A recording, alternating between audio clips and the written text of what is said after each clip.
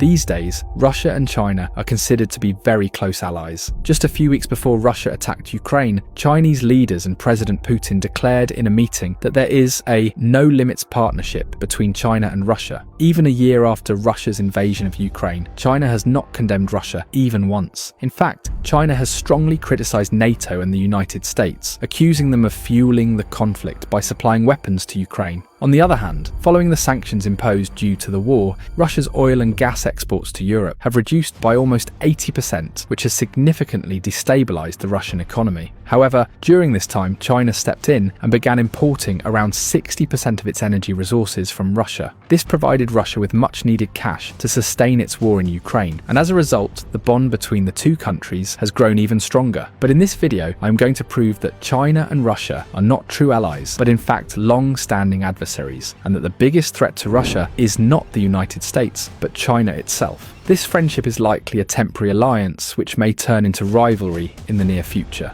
In today's video, I'm going to explain why there is such apparent closeness between China and Russia right now, and why I believe that these two nations are not genuine allies, but are potentially the greatest future threats to each other. This is a very comprehensive video, and I urge you to listen to it carefully until the end, because it reveals many powerful insights related to geopolitics, especially the idea that what appears on the surface in world politics often hides a completely different reality.